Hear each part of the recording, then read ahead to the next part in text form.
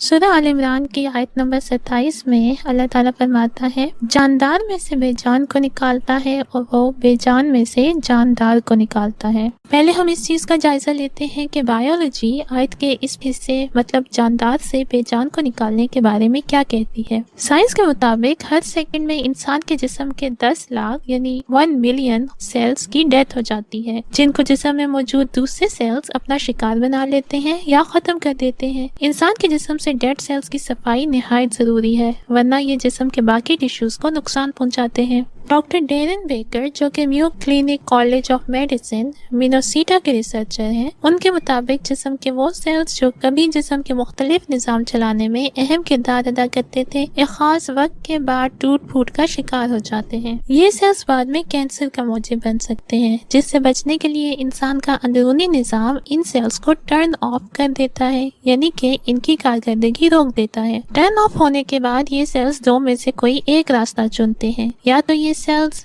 Dead ہونا شروع ہو جاتے ہیں، مطلب کہ مر جاتے ہیں، یا پھر یہ سینیسنٹ سٹیٹ میں آ جاتے ہیں۔ اب سوال یہ ہے کہ سینیسنٹ سٹیٹ کیا ہے؟ سینیسنٹ سٹیٹ میں جسم میں موجود پرانے سیلز کی ڈیتھ نہیں ہوتی، بلکہ وہ جسم کے اندر ہی موجود رہتے ہیں اور وہ کچھ ایسی پروٹینز اور کیمیکل سگنلز خارج کرتے ہیں جو آس پاس موجود باقی سیلز پر برے اثرات ڈالتے ہیں اور جسم میں بڑھاپا اور اس سے متعلق بیماریاں پیدا کرتے ہیں۔ جیسے جیسے انسانی جسم کے ٹیشوز کی عمر بڑھتی جاتی ہے، ویسے ویسے ان سیلز کی تعداد بھی بڑھتی جاتی ہے۔ سائنسدانوں کے مطابق ایک انسانی جسم میں زیادہ سے زیادہ 15% سینیسنٹ سیل ہو سکتے ہیں، مگر اتنی کم تعداد میں ہونے کے باوجود ان کے نتائج کافی خطرناک ہو سکتے ہیں۔ یہ سینیسنٹ سیل آس پاس موجود دوسرے سیلز کے کچھ ایسے مضر جینز کو ٹرن آن کر سکتے ہیں جو کہ پورے کے پورے ٹیشو کو ناکارہ بنا سکتا ہے۔ انہی سائنسدانوں نے کچھ تجربات چوہوں پر کیے جن میں سے سینیسنٹ سیل کو کسی طرح سے ختم کر دیا گیا، اور یہ دیکھا گیا کہ جن چوہوں میں سے ان سینیسنٹ سیلز کو نکال دیا گیا یا ختم کر دیا گیا، وہ چوہے صحت مند رہے، ان کے مسلز مضبوط رہے اور ان کی جلد جھریوں سے بچی رہی۔ اس سے معلوم ہوتا ہے کہ کسی جاندار کے جسم سے پرانے اور ٹوٹ پھوٹ کے شکار سیلز کا مرنا اور ان کے جسم سے اخراج کتنا ضروری ہے۔ اگر ایسے سیلز کو جسم سے نہ نکالا جائے تو وہ بہت جلد انسان کو بیمار اور کمزور کر دیں گے۔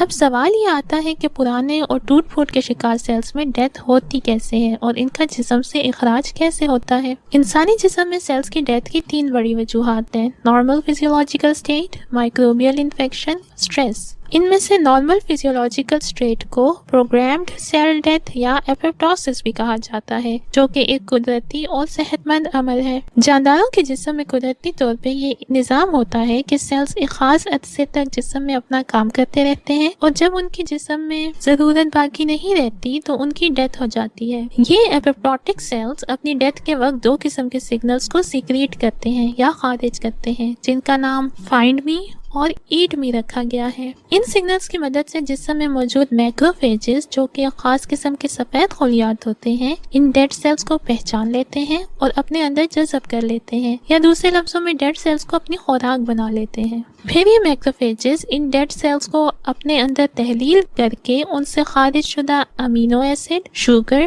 فیٹی ایسڈ اور نیوکلک ایسڈ کو جسم میں یا خون میں خارج کر دیتے ہیں، جو کہ اس جاندار کے اندر نئے سیلز بنانے کے کام آتے ہیں۔ 2006 میں ایک سائنسدان کیوینی نے اپنے ساتھیوں کے ساتھ مل کر چوہوں پر کچھ تجربات کیے، جس سے یہ معلوم ہوا کہ جن چوہوں میں سے ان ڈیڈ سیلز کو ختم کرنے کے نظام میں کچھ نقص تھا اور وہ ان سیلز میں موجود ڈی این اے کو ختم کرنے سے قاصر تھے، ان چوہوں میں انیمیا، آرتھرائٹس اور متعدد دوسری بیماریاں پیدا ہو گئی تھی۔ اس سے یہ ثابت ہوا کہ ایک جاندار میں پرانے سیلز کی ڈیتھ اور ان کا اخراج کتنا اہم ہے۔ جانداروں کے اندر سیلز کی ڈیتھ اور ان کے اخراج پر حال ہی میں مختلف تجربات کیے جا رہے ہیں، اور اس کے بارے میں انتہائی محدود علم حاصل کیا جا سکا ہے۔ اس لیے اس کو بجا طور پر قرآن کا معجزہ کہا جا سکتا ہے، جس میں 1400 سال پہلے ہی اس امر کی نشاندہی کر دی گئی تھی کہ اللہ ہی ہے جو جانداروں میں سے بے جان کو نکالتا ہے۔ اس آیت کے دوسرے حصے یعنی بے جان سے جاندار کو نکالتا ہے کی وضاحت سائنس میں اے بایوجینیسس یا اوریجن آف لائف کے نام سے کی جاتی ہے۔ اے بایوجینیسس کا مطلب ہے کہ زمین میں زندگی کی ابتدا بے جان چیزوں سے یا سائنس کی اصطلاح میں ان آرگینک مٹیریل سے ہوئی ہے۔ نظریہ ارتقاء یعنی ایوولوشن پر سائنس کا اتفاق ہو یا نہ ہو، مگر اس بات پر تقریباً تمام سائنسدانوں کا اتفاق ہے کہ جاندار اشیاء اصل میں بے جان اشیاء سے ہی وجود میں آئی تھی، جبکہ اس عمل کی تفصیلات کے بارے میں کسی کو کوئی علم نہیں۔ 1952 میں کیا گیا ایک تجربہ